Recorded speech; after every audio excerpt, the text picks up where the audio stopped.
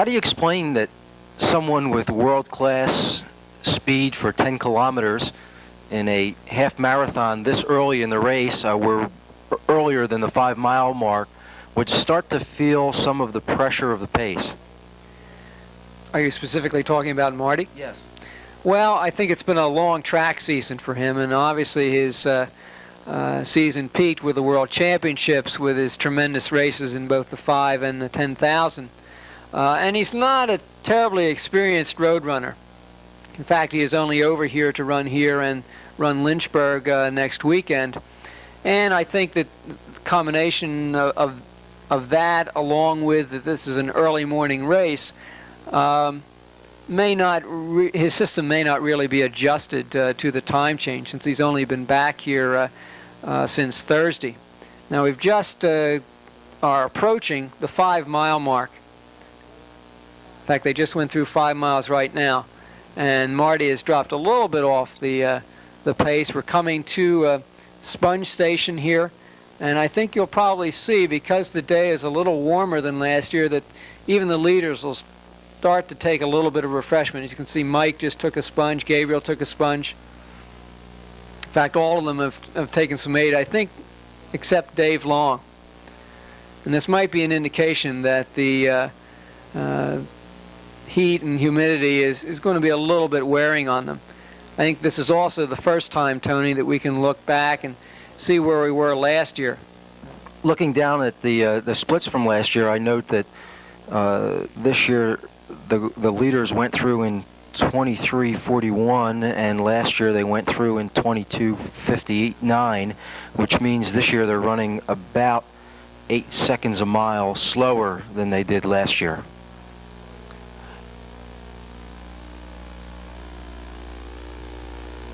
Of course, last year at this point we were essentially down to 2 people running for the lead, and that was Gabriel Kamau, who had taken out the pace, and Mike Musioki, who was right on his shoulder, and Rod Dixon and George Malley were a little bit behind. This year, this lead pack of 6 is really going for it, and it's just a different race. This is not going to be a record, but this is going to be a race for the win, which is very, very exciting. In fact, brings back memories of a couple years ago when Rod Dixon and Kirk Pfeffer battled to the end with a 2-second win for Rod. If we could have that type of race again, we'd be very fortunate. Makes me look like a very good handicapper. I remember in that race, Bill, that Dixon set a world record which didn't last very long. Only a few hours, was broken later that day. Also that day, George Malley set an American record. This appears to be a course that will yield American and world records. Why is that? Well, basically because it's flat. And even though it might be nice to have a few minor hills in the race to change the pace on someone's legs, most people want to run fast races, and they will gravitate toward courses that will yield those kind of times. As we can see right now, there's another surge that's been put in by Mike and Gabriel, and that has really dropped Marty Vigno back a good deal. As you can see, he's running the back of this pack. He's over toward the center of the road in the double yellow lines. And in fact, even Dave Long has dropped off a little bit too. So it might be that we've come down to having 4 people left in the race. That being Mike Musioki, who's on our right, Gabriel Kamau in the orange trunks, John Wellerding, who's on Gabriel's right shoulder, and Paul Cummings, who's right now in between Gabriel and Mike. We know Michael Musioki's credentials at 10K, 15K, and a half marathon. We know that Gabriel Kamau likes to run hard early and get home as best he can. Paul Cummings has national and international class speed at the shorter distances and has stepped up to road racing only recently. I guess the one surprise that would be among the 4-member lead pack would be John Wellerding.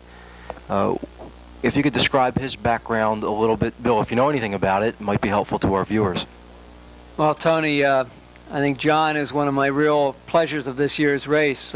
He's really a virtually unknown competitor Although, if one were to check the road racing magazines and results over the last year, you'll find that John has finished very high in a number of class events.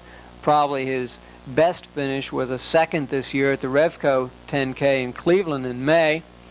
He also ran a low 1:03 half marathon in April, coming off of really basically winter training without a lot of speed work. But every race that he's run, he's been very competitive in the top 5.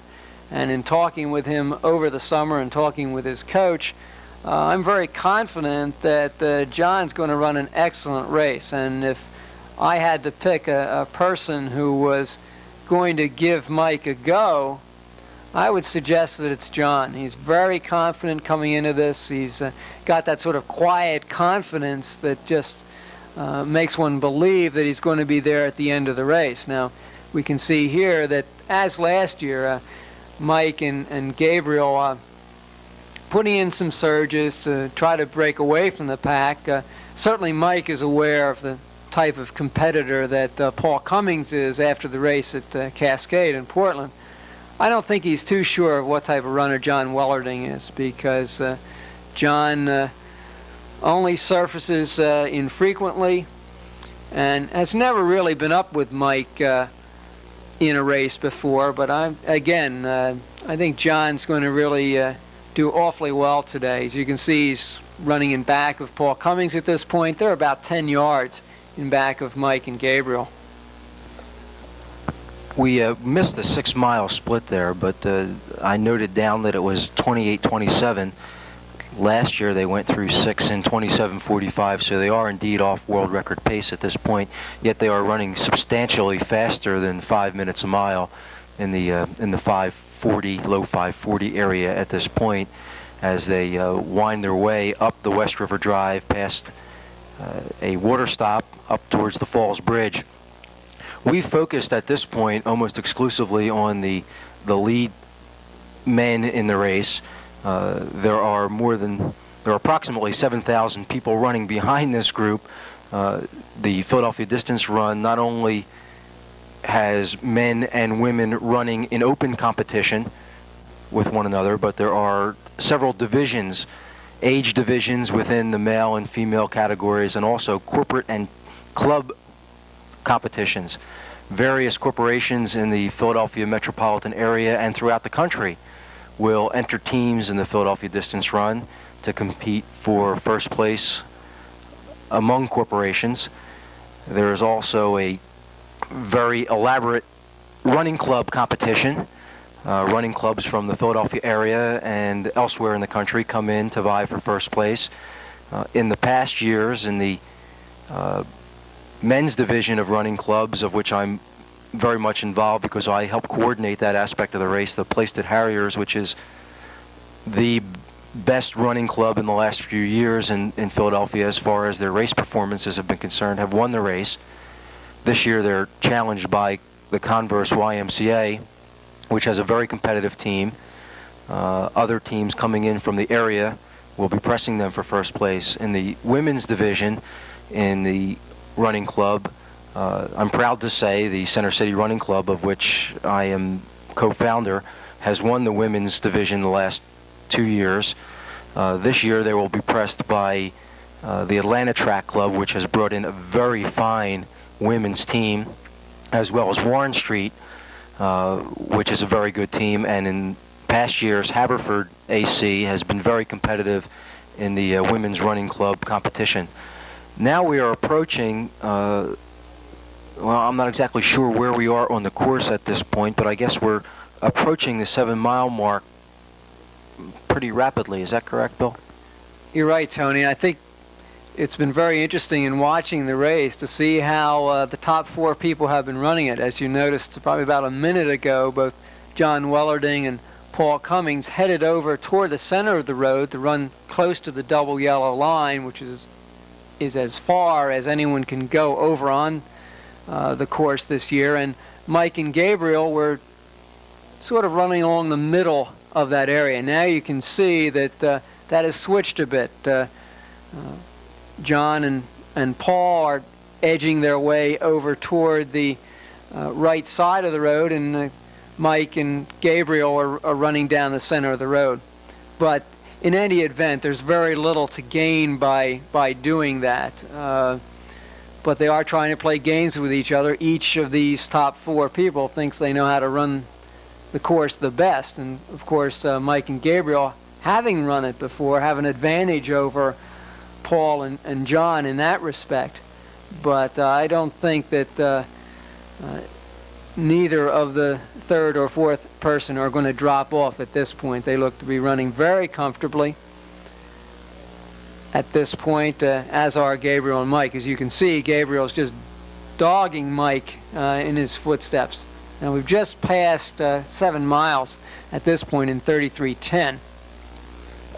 It's a very interesting contrast at this point to see the difference between Misioki and Kamal on the one hand, and Cummings and Wellerding on the other hand, as far as running style is concerned.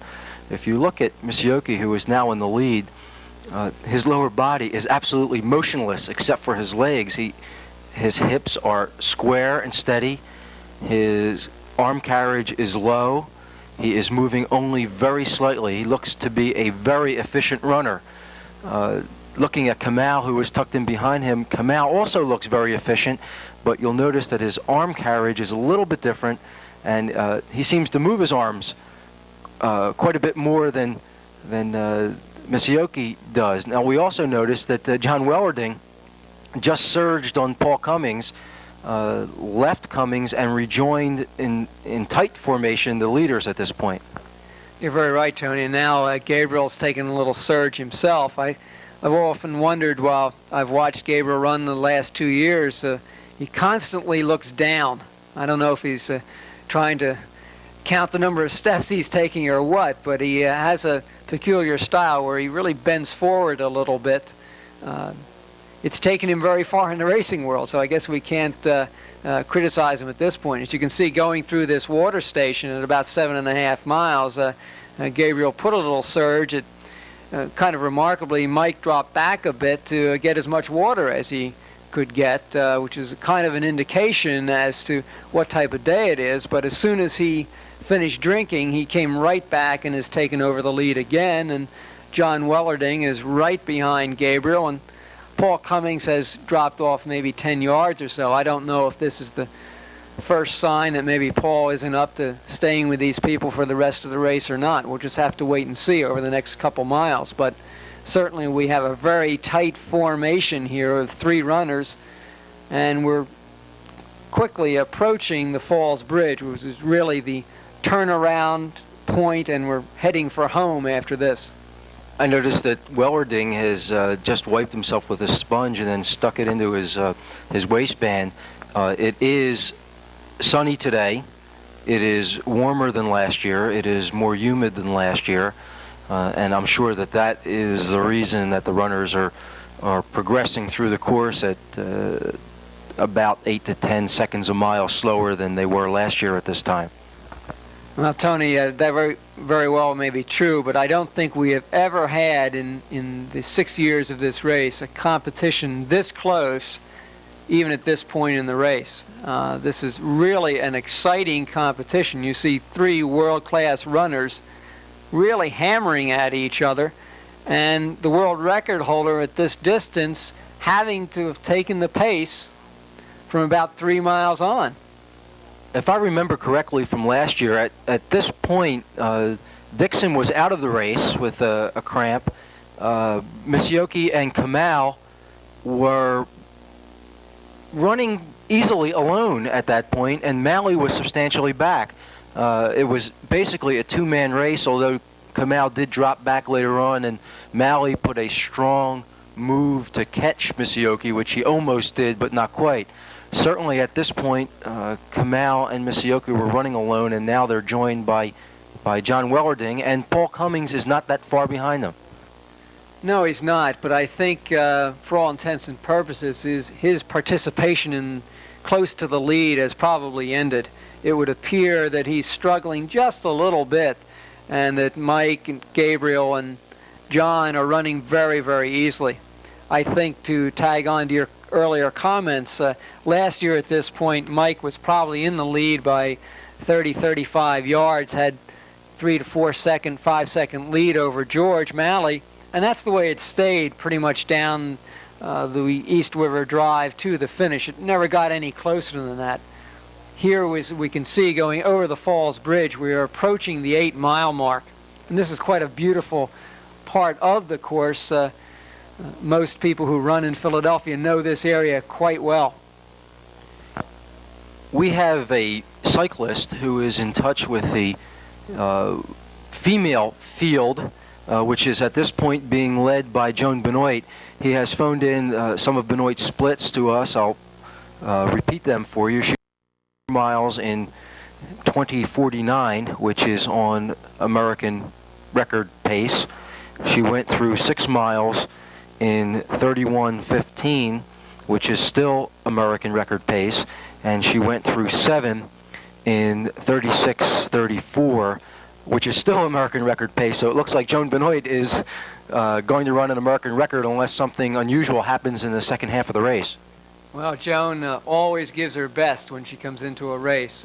Certainly there's a great deal of pressure on Joan wherever she goes. The race directors expect her to run very well and set records. The crowd expects her to run well.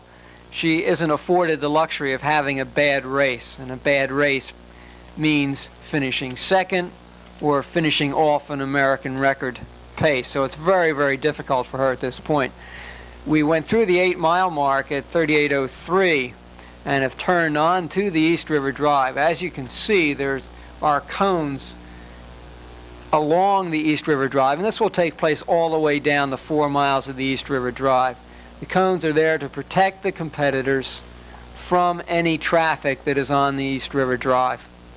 And as you can see right now, the battle continues with Mike Musciochi in the lead, Gabriel Kamal gamely hanging on for second, and John Wellerding just seems to be biding his time back there in third place. He's running very easily, just sort of monitoring his body and seeing how he feels. And Tony, this is really going to be exciting if this continues down the drive. We have just had a progress report from our cyclists out on the course, giving us the rundown of the top several women in the race. As we said before, Joan Benoit is running comfortably in the lead. About a minute behind her at this point is Kelly Cathey, who a few years ago, I remember when Runner's World was picking their women's Olympic team, when the Olympic event was first announced to be for women, they picked Kelly Cathey for that. So she is running in second place at this time. I think we might want to focus a little bit here that we've had a change in the lead, although it may only be a short one. John Wellerding threw in a little surge, was a couple yards ahead of Mike, and Mike now has thrown in a surge of his own and has regained the lead, or at least is virtually running even with John, and Gabriel Kamal is still hanging right in there. Note on the sidewalk, these two runners who are out obviously on a training run, they think it's going to be quite fun to try to stay up with the leaders of this race. I think that maybe they're doing a quick piece of interval work and will drop away rather shortly. At that pace, they won't be with the leaders for more than 30 or 40 yards, I would expect. Tony, I think at this point they're starting to gasp and say, who are these guys out here on our course today? As you can see, Paul Cummings is now dropped off probably by 30, 35 yards. And I think we're probably going to have to focus on the first three at this point. I don't think Paul's going to be in the running anymore. This is really exciting because Mike is being pushed to his limits. I'm not too sure he feels exactly 100% at this point. Gabriel's hanging right there, and John is going right after him.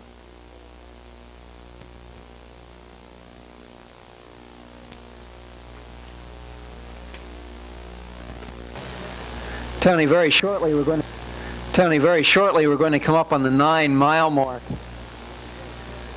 Tony, very shortly we're going to come up on the 9-mile mark.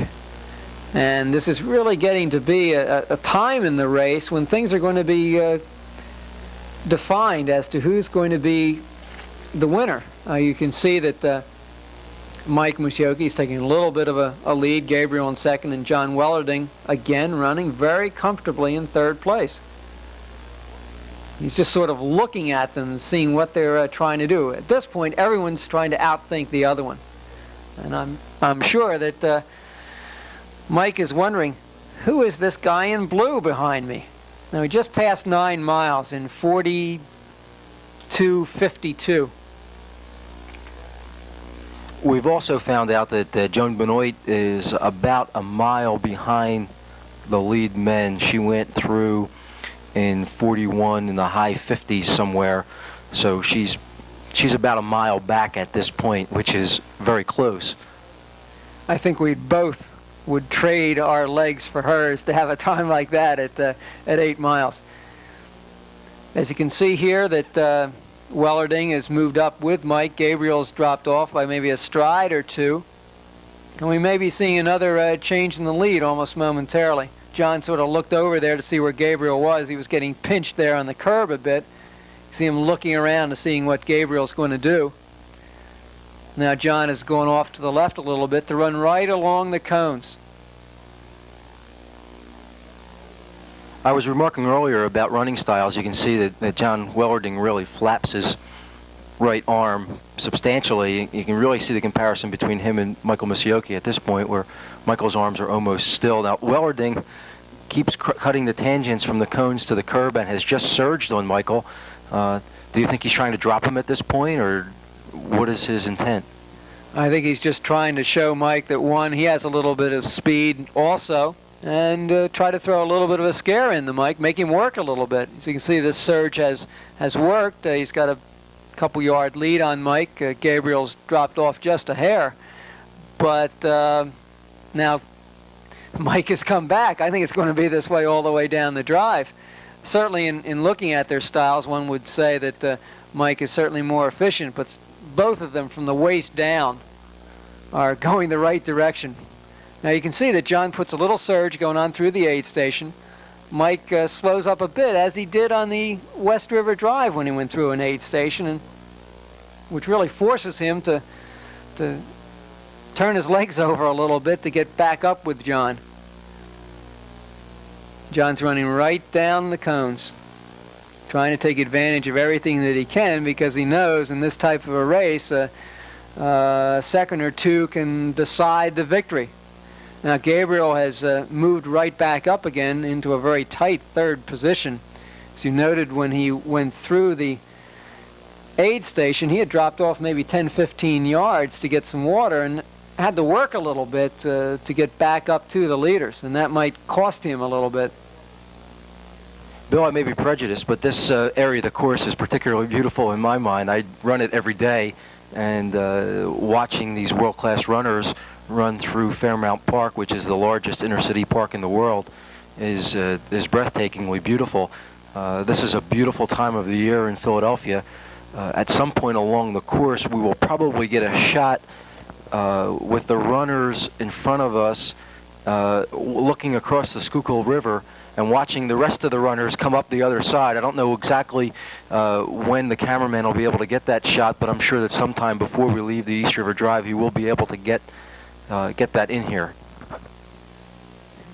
Certainly that can be a little defeating for the people who are going out on the West River Drive to cast their eyes to the East River Drive and seeing the leaders come back probably 4 miles or so ahead of them when they've still got a long journey ahead. But it's really inspiring to see the world-class runner compete. They make it look so darn easy, yet they're running awfully fast, using a tremendous amount of energy. And certainly we know what that feels like. But they are really going at it. You know, at this point, we're very close to the 10-mile mark, which occurs right around the finish of the boat races on the Schuylkill, right around John B. Kelly's statue. And this really gives us a pretty good benchmark of what type of pace that these fellows are on. As you can see, Mike has put in a little bit of surge. It looks like John's having to work a little harder at this point, and Gabriel maybe has fallen off 3-4 yards at this point. We've been told that Benoit has just gone through 9 miles in 47:11. The men are very, very close to the 10-mile mark at this point. In fact, they are almost virtually right on the 10-mile mark. We should see the stick soon. And there it is. We went through 10 miles in 47:44. This is a great shot here to take a look at the styles a little bit from the side and to the rear. And they both at this point look very, very efficient. Mike's a little bit in the lead, but John is moving up to go even with him. This is a great shot. Now you can see the runners on the other side, the little specks coming up the West River Drive, 3 or so miles behind the leaders. I tell you, this is it's really something to look over there and see the bulk of the people still going out on the West River Drive. This is a great shot of intensity on John Wellerding's face and body, and here one on Mike, and Mike's sort of looking and says, wait a minute, I'm supposed to be in the lead at this point. What's this guy doing here? And John's looking over and said, come on, Mike, come on, I'll bring you along.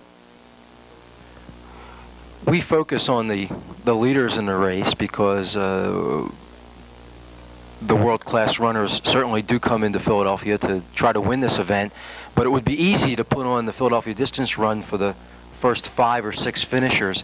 It's not so easy to put it on for 7,000 participants. What precautions are taken, Bill, to ensure the safety and comfort of the runners who run at all paces in this race? Well, I think the most important thing, Tony, is to have enough aid stations out on the course that the person can be taken care of and can have refreshment on the course as often as possible. And we certainly have taken that into consideration. The aid stations, first one appears at about 2 3/4 miles. The next one is at about 3 3/4. There is a sponge station at the 5-mile mark. Then there are 3 additional stations at 6, 7.5, and 9 miles, which are all water stations.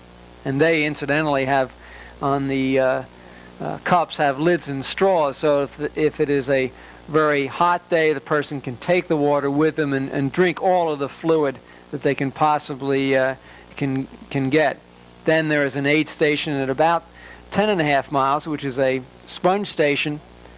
And then in front of the Art Museum, they hit the final water station, so that if it's a terribly hot day, there is enough water out on the course. And certainly we are thankful to the Wissahickon Water Company for their support in donating water for this race. And now you can see the leaders are starting to go through the sponge station. Both of them are taking aid at this point. They're starting to heat up. Both the weather and the intensity of the competition between these two is taking its toll. As you can see that Gabriel Kamau has dropped off just a bit, and it looks like it's going to come down to a battle between John and Mike, and they are really flying at this point.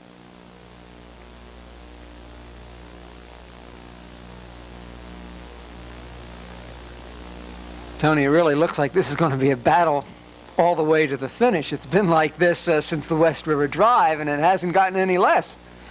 They seem to be going stride for stride. I don't know whether one or the other is trying to break the other or soften the other in any way. If they are, they don't seem terribly successful in that tactic because no one runner gets more than a stride or 2 over the other. If it comes down to a dogfight in the last 1/4 mile, or 1/2 mile, or even less, I guess it would be hard to pick a winner. We know that Misioki is very strong, and there he is putting a surge in on Wellerding right at this very moment. John's coming right back on him. We don't know whether John has the kind of short speed that Michael has. Well, I don't think that he does. He ran a 28-minute, 44-second 10K at Revco.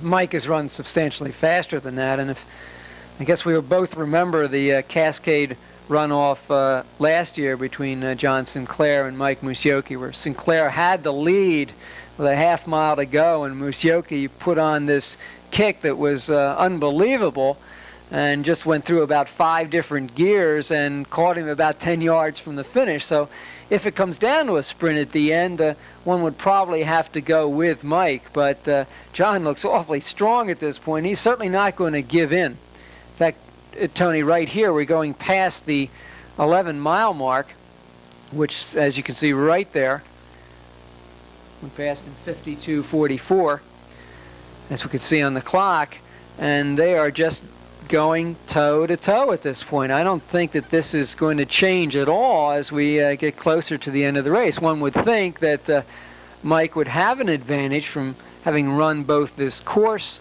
before and probably run this distance at a more highly competitive level than John. But as we mentioned at the start of the tape, John came into this race quietly confident, and I don't think he's done anything to diminish that at all. I'm very pleased the way he has gone, and I told you before the race and others that I thought John was going to be the sleeper in the competition. No one really knew who he was or what type of talent he has, and he's certainly shown that he has gained a lot of respect and will gain a lot of respect from runners throughout the country after this performance.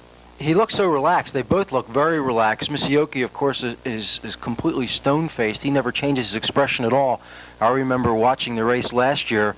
When Maui would surge on him towards the end of the race, Michael showed no signs of recognition at all. He just motored his way through the course with no recognition. He just continued straight ahead, and for the most part he has that same expressionless face on him today. Wellerding also looks very, very relaxed. He doesn't seem to be straining. His form is held up. If we were to, I guess, tune on at this time for the first time, we might remark about his right arm, but we've seen that from the very beginning of the race, and that hasn't fallen. It hasn't moved more. He seems very compact, very efficient, very fluid, and terribly relaxed.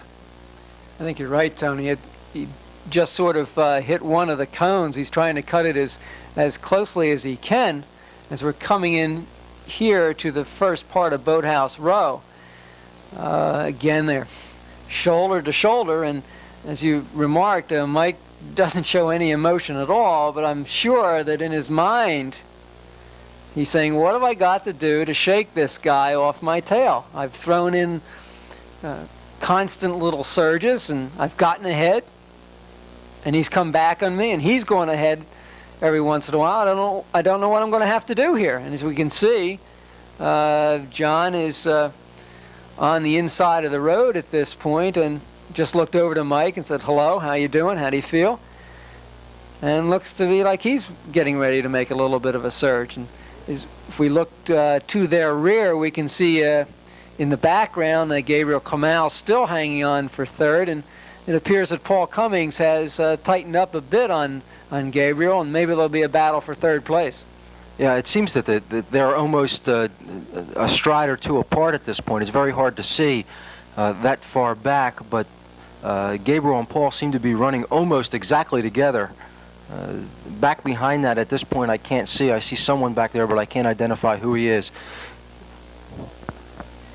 Tony, we're now beginning what is probably the longest incline on the course, and certainly you know from running this part of the course every day that on a jog it doesn't seem too steep, but at this point we've probably got between a quarter mile and a half mile of an incline that is taxing, especially on these people when they're going at such a rapid rate. They are approaching the 12-mile mark, and any incline takes it out of you at that point. It was on the incline last year that Maui really closed the gap on Misioki and really came up on him, although Michael didn't seem to notice that. It was also on the incline 2 years ago that Kirk Pfeffer and Rod Dixon started to really battle it out for the last portion of the race, and I remember Dixon saying afterwards that he felt like he had to run a 52-second quarter at the end to try to get rid of Pfeffer. That's right. I think he said he'd rather be the pursuer rather than the pursuee. But this year, that has all changed. It's been tight between these two fellows all the way. and it doesn't look like either one is going to give in to the other at this point. It's going to be a test of wills and perhaps basic speed at the end. Now we're just coming up to the 12-mile mark. In fact, we just went past it in 57:37. So we've got the mile and a tenth to go, and it's going to come down, marked earlier, to a sprint. To give you progress on the women's race at this point, Benoit is still running comfortably alone.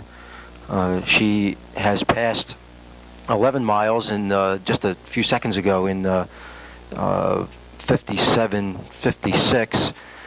Kelly Cathy is in second place, and the third place woman, I believe, at this point is Eleanor Simonsick, who was one of the top finishers last year. Eleanor's a very, very strong runner. And in fact, we just passed here a sign of 1 mile to go. So the battle continues. From now, when they make this turn in front of the Art Museum, it's all downhill. And they're going to go through an aid station here. It'll be interesting to see what happens in light of the fact that Mike has always lost a little bit of room on each one of the aid stations. We can see here John Wellerding just burst through a person giving him water and seems to have put on a surge.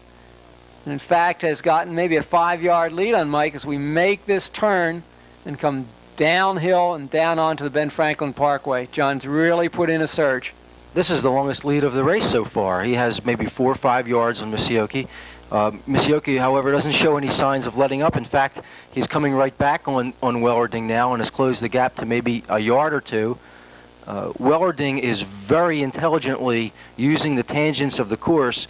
You'll notice that he bared out on the oval as the oval began to bear in, put another yard or so between himself and Misioki.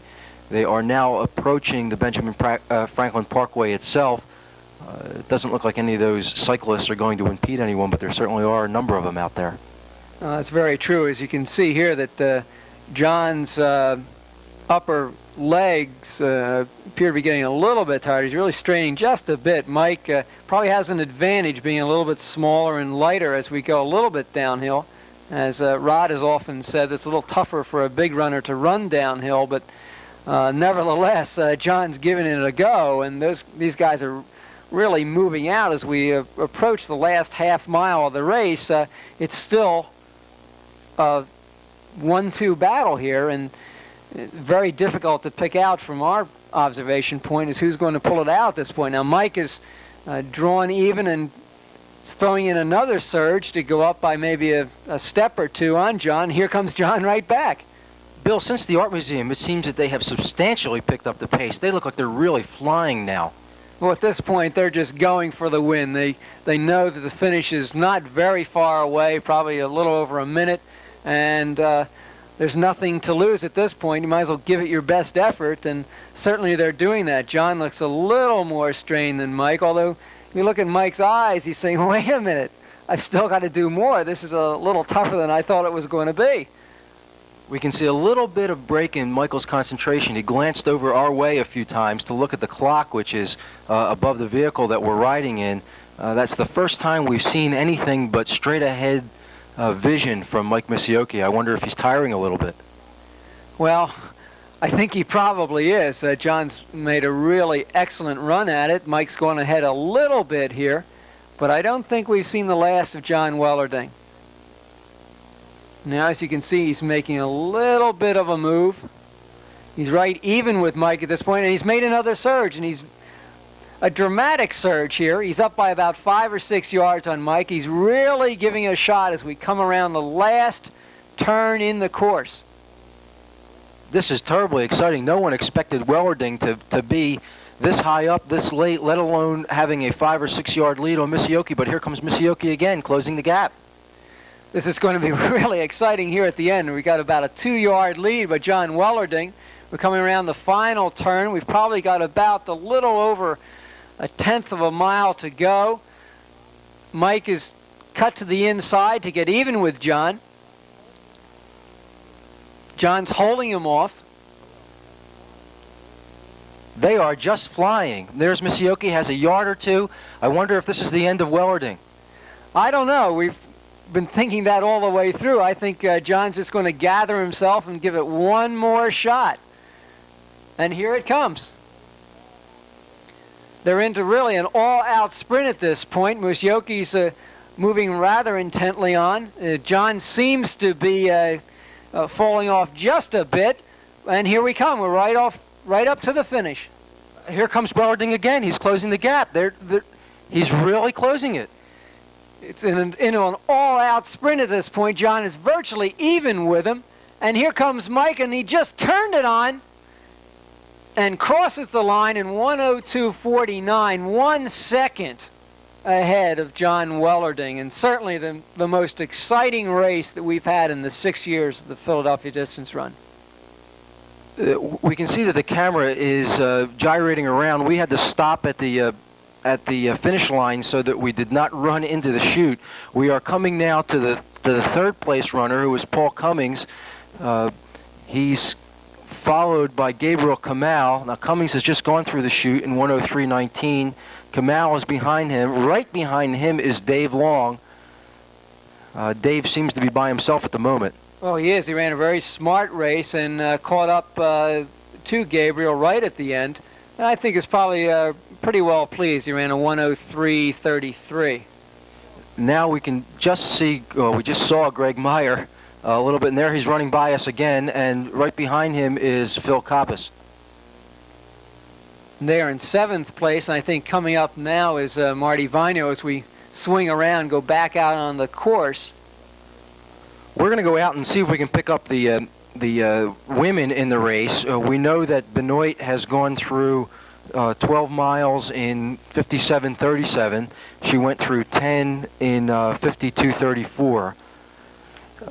We understand she's comfortably in the lead, trailed by Kelly Cathy and Eleanor Simonsick.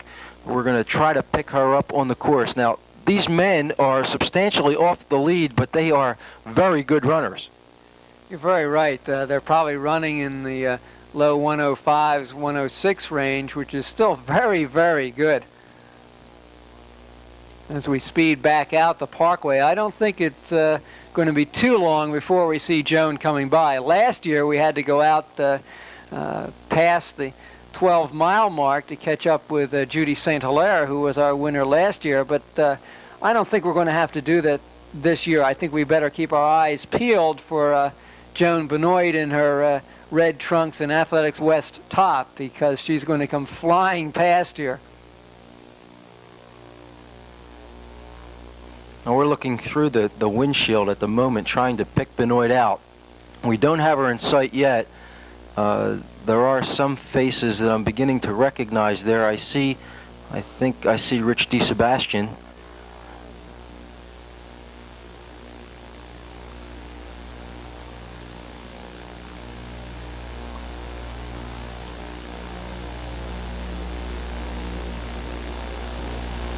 There's Rich. I thought I saw his beard from ahead. And Bill Shaw was right behind him. Bill Shaw won the Philadelphia. And there she goes right there. We're going to have to turn around. Joan Benoit just went through.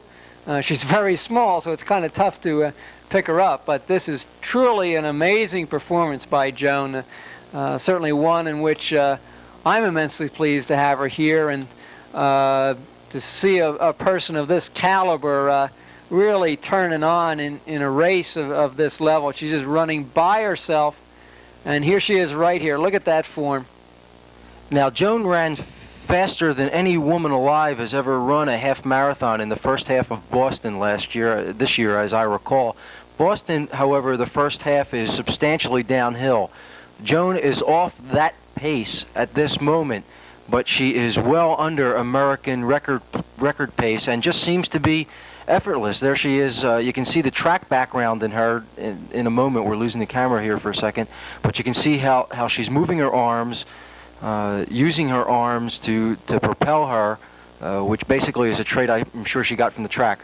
I'm sure you're right, Tony. This is really amazing to watch her go. Very few of us have had the opportunity of seeing Joan in any races, and there's a lot of power in that little frame. I mean, she just really moves along awfully well. And on her left is Otis Sanders, who, if you remember early on, was the leader of this race for about 2 miles until I guess he thought better of it, and he stick back in the pack for a while. But Joan has just run by herself the whole race. Her form has not deteriorated at all. I mean, she is very, very efficient, and she came in here looking to run under 109. I don't think that's going to be possible, but nevertheless, she's going to run an American record. The previously accepted time is a 1:11:16 by Joan a couple years ago, and she's certainly going to shatter that mark without any question. She could probably run backwards the rest of the race and take that mark apart.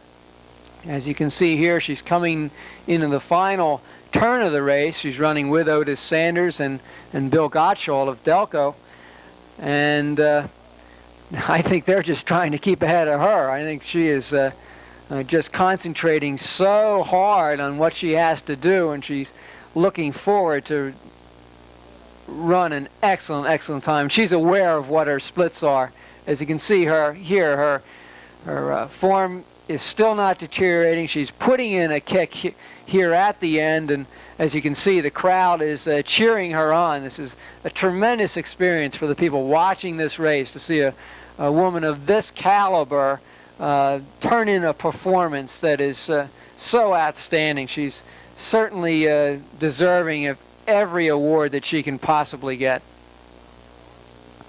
She is just flying at this point. She looks like she's completely opened up. It looks almost like the same kind of sprint that Misioki and Wellerding did coming down this stretch just a few minutes ago. She'll be moving over, I hope, soon to go into the women's chute. As the viewers probably know, the men and women are timed separately. There is a professional finish line there. Joan has gone through, and at this point we're going to view the rest of the finishers. Joan's time was 1:09:14, which is a new American record. The runners coming in now are still in the 1:10, 1:11 range. They are very good runners. They're in the top few hundred of this race, top 100 probably still at this point. And the stream from here on in will be continuous. Tony, we did have a report that the second woman, Kelly Cathey, was not that far behind, and if that's the case, if she runs probably somewhere in the 1:11s, this will be a tremendous race for her. She's 21 years old and has run some very good marathons. In fact, here she comes right now. No, I believe that's Eleanor Simonsick. We probably missed the second place woman in trying to pick Benoit up, but Simonsick is going to run very close to 1:12. It looks like as she goes through the chute, it's 1:12:08, which is a very good time for Eleanor Simonsick. Well, it's a very good time for any woman. Certainly last year that would have ranked in the top 3 times in the country. We did get a report that Kelly Cathey finished the distance in 1:11:27. Now, it's a 21-year-old. That's a fabulous, fabulous race, and was only 11 seconds off the accepted American record, which was Joan Benoit's prior to this race at 1:11:16. So she's got to be immensely proud of that effort herself. Well, Kelly Cathey's time this year would have won the race last year, I believe, and Eleanor Simonsick's time this year would have won the race last year. That's right. Last year was won by Judy St. Hilaire in 1:13:13, which was a course record up until this year, so it's really shattered by 3 people. And as you can probably see throughout our whole coverage of the race this year was much faster overall depth-wise than we ever have had before. Well, we will see a continuous stream of runners here for the next few moments. We will stay with the video to watch those runners and see if there are any that we can identify. Just saw a few Haverford runners run by.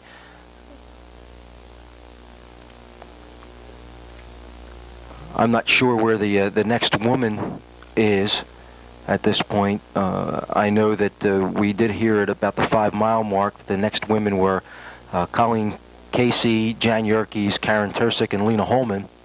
A couple of local runners in there.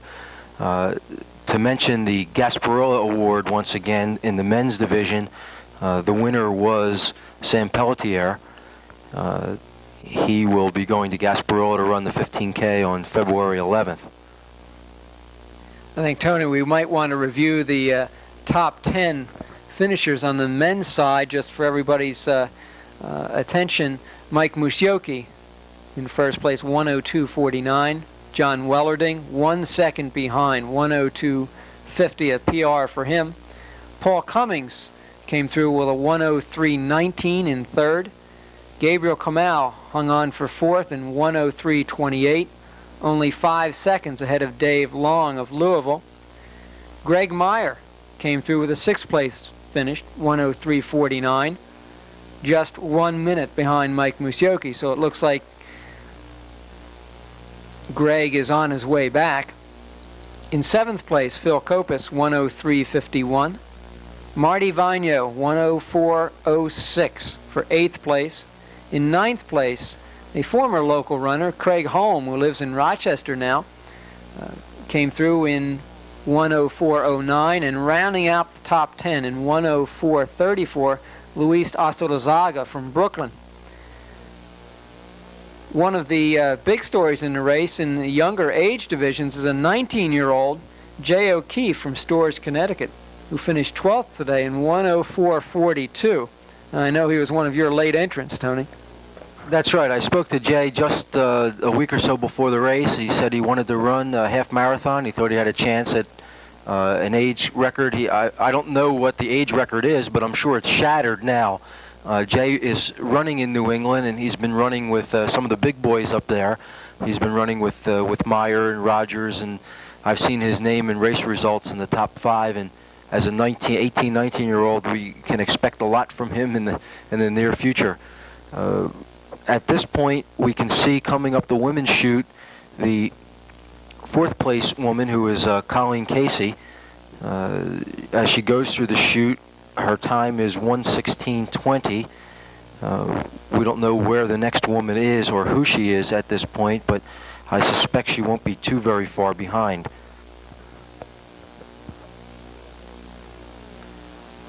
To review a little bit of some of the other top local runners who finished here today, Sam Pelletier, as we mentioned, ran 104.45 for 13th place. Peter Crook ran 104.57 for 15th, and his brother, in his first real distance race of his life after having graduated from St. Joe's, John Crook, ran 105.34 for 20th place. And in fact, the top 100, to get in the top 100, Tony, you'd have to really go a bit. It was 1:10.44, our fastest race in any of the years. Coming down the women's chute now is Jan Yerkes. As she goes through the chute, she's finishing in a time of 1:17.25. If I can review the top 5 women at this point, because they're all that is finished. Joan Benoit, 109.14. Kelly Cathy, second place, 111.27. Eleanor Simonsick, third place, 112.08. Colleen Casey, fourth place, 116.20. And Jan Yerkes, fifth place, 117.25. Jan has won this race twice before. Now we see Karen Tursick coming through in 1:18.02. As I was beginning to say, Jan won the race 2 years ago and 3 years ago and had the course record. There's Lena Holman. We now have had 3 women in a row from the Philadelphia area. Jan Yerkes, Karen Tursick, and Lena Holman are all local runners, so I assume that Jan will win the Gasparilla Award. In fact, I think it's interesting to note that Lena, who just finished for Hereford, ran a little over 1:18, which is 2 minutes faster than she ran a couple years ago when she won the race. I think we also should note that there was an excellent competition in the men's masters side, those between 40 and 49. The winner was George Keim from Waynesboro, Pennsylvania, who ran 1:08.57. And George was 64th overall in the race. In second place in the men's masters was Oscar Moore, 109.15, and in third, the eminent Willingboro runner Herb Lorenz in 109.45.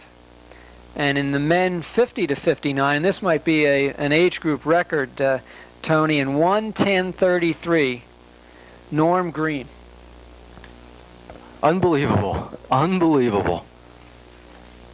Well, the stream here will continue for quite some time. We're probably 1:20 into the race at this point, or maybe even a little bit behind that. We're going to continue to watch the runners come in, see if there are any local runners in particular that we can pick out for you. There was George Stadinsky running in the Haverford singlet just passed.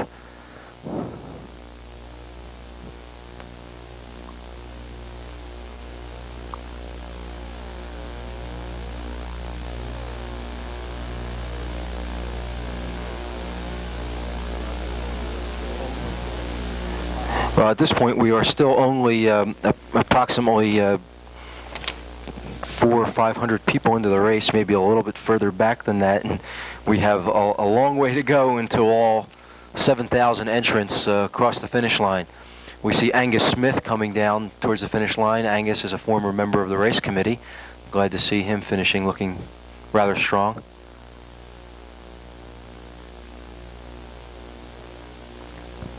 I think we shouldn't forget, Tony, that while these people are fairly far back in the pack as compared to the leaders, they're still running very, very good times, and this is a long distance in which to compete.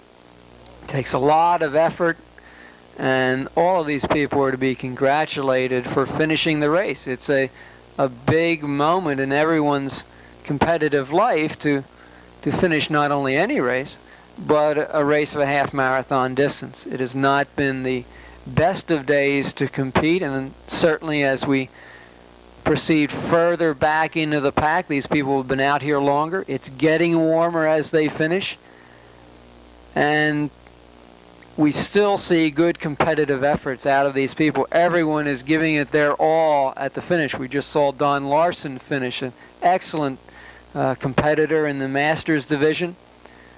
You can see a lot of differing forms at this point. Some people looking like they're struggling a bit, others looking very fresh. And it's interesting, as we just have seen the last two women finish, they look awfully fresh and compared to the men here. Absolutely, and I think if you watch a marathon, you'll notice that the men world-class runners generally come through the finish line looking rather sorry. The women, however, seem to come through the finish line looking fresh. I'm not sure I know why that is, but they do seem to handle the distance a lot better than the men do. I wonder if we might be able to get some secrets from them, Tony. We could help both of ourselves out here a bit as we continue to look at the finishers as they come through. This is really who the race is for. The people in the middle of the pack who make up most of the numbers of any event. And we shouldn't forget the importance of these people in the support of both the Philadelphia Distance Run and all the other races in the Philadelphia area, because without these people, there wouldn't be any races, and we wouldn't be sitting here commenting on this race. Bill, from my observation of the people coming through the chutes at this point, it would seem to me that probably in the corporate division, Bell of Pennsylvania has the best shot. Also, there seem to be more Bell Masters coming through. I've also noticed a lot of Delta Airline finishers and Citicorp finishers, Roman Haas finishers. In the club competition, I think that it's going to be a very close competition between the Placed Harriers and the Converse Y. As we can just see, there's one finisher who's picking up the pace just a little bit at the end. It's been a tough go for him. As we look at the rest of these people, everyone summoning that final effort to get them to the finish line where they can be processed through the chutes, go over and get their shirt, and be able to relax the rest of today. And just to round out my final observations as I try to pick people up coming through the the chutes. In the running club competition, as I said, Placed at Harriers and Converse Y seem to be in close competition. In the Masters, it looks like either Greater Rochester, Haverford, or Baltimore. And in the women, I think it's going to be Center City with a very close contest between Warren Street, Atlanta, and possibly Haverford for the women's competition. Certainly all the competitors on the teams are very important to the success of the race, and we're very pleased each year with the number of varying teams, both on the running club side and the corporate team side, who see fit to compete. And it's just a joy each year to see them come out and battle both for the team trophies and just for the pride of doing awfully well in the race.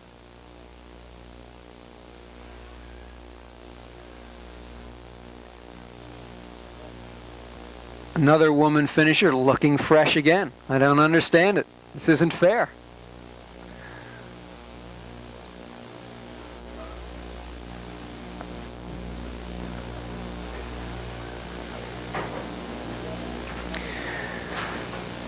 Tony, do you have any other final comments as we reach an hour 25? No, the last finisher won't finish for another probably hour or so.